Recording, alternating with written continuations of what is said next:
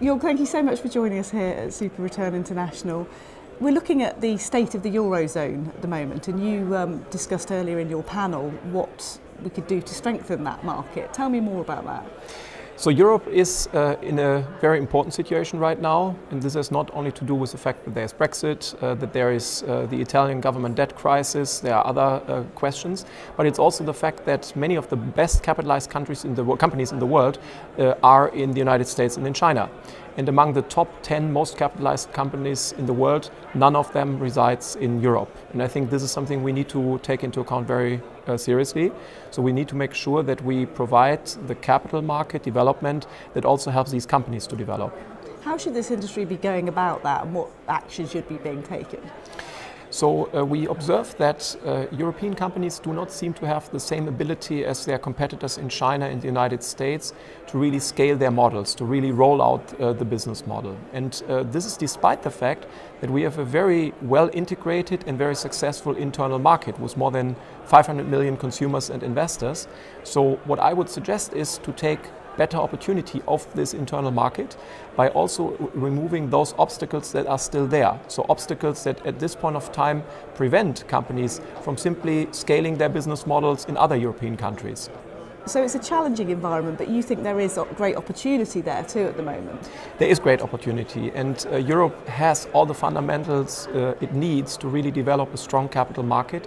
At the same time, it needs to focus on the fact on how to integrate these capital markets further, on how to make sure that investors and also companies can operate in all of these countries without getting extra permission, without having to deal with different insolvency laws and other regulatory types.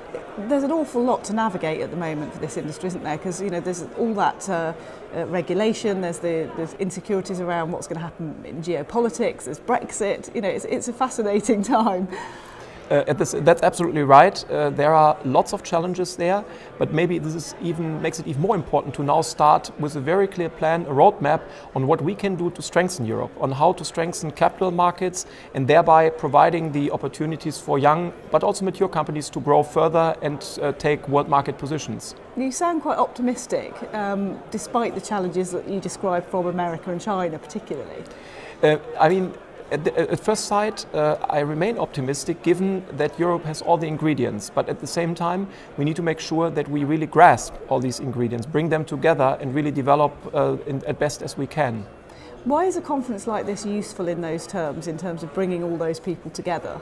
So this conference brings together really the leading figures in the industry, those who really make the decisions, and I try to combine my impulse with an invitation to those individuals to say what are really the hurdles that they face in their practical daily life, to actually illustrate these hurdles so that they can be given to policymakers more or less as a laundry list of what they need to tackle. You think this is a really significant moment that we'll look back in history at and say that's what was happening at the start of 2019 into 2020? I do think so, in particular given the fact that we are in the process, or we may observe a tendency to go into a bipolar world where the US and China really dominate, and at the same time we do see the need, and we have to tackle the need, that Europe needs to be a competitive economy. Fascinating times. Thank you so much for your insights. Great to talk to you. Thank you very much.